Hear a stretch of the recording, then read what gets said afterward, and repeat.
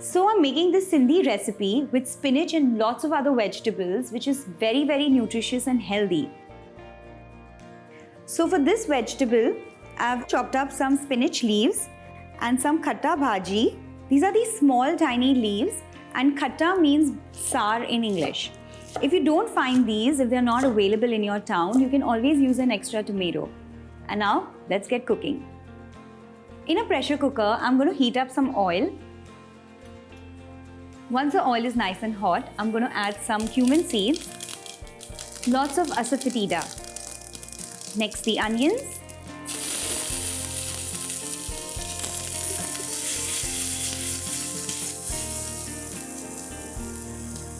Next goes in the chopped garlic. Saute this for a few seconds. And ginger. Cook the onions for 2 to 3 minutes, but don't let them turn brown. The onions are well cooked now, and I'm going to add all the other vegetables. So I have some bottle gourd chopped over here, and I've soaked it in water so that they don't change color. Just drain them out of the water. Some chopped aubergine or bengal. Again, they are soaked in water. Chopped potatoes. Just cook the vegetables for 1 or 2 minutes. And next I'm going to add the chopped tomatoes. Give it a mix.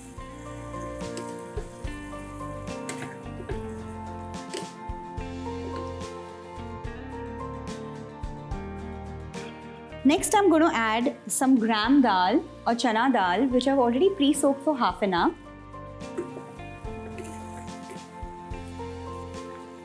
And now the greens. So some finely chopped green chillies, the roughly chopped Chana Bhaji, and the spinach leaves. Give it a nice stir so the leaves start shrinking and oozing out all the water.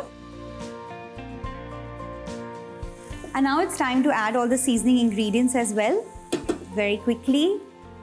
Salt, very little turmeric powder, red chilli powder, and coriander and cumin seed powder.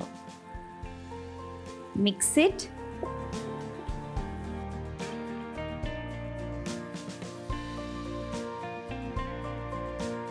And now some water.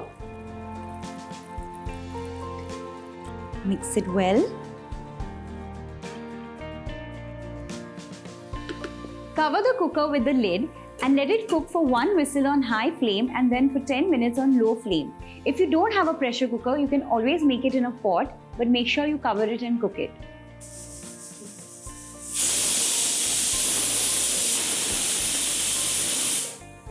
Time to turn off the flame. Let the pressure cooker cool down for at least 15 to 20 minutes before you open it. Just check on the gram dal. It should be nicely cooked. I'm going to lightly mash it with the masher, or you can even use a hand blender or an electric blender. I just need a coarse mash. And this is ready to plate. Do try it at home. Comment below, let me know how it turned out. Subscribe to Rajshri Food. I'll see you soon. Bye-bye.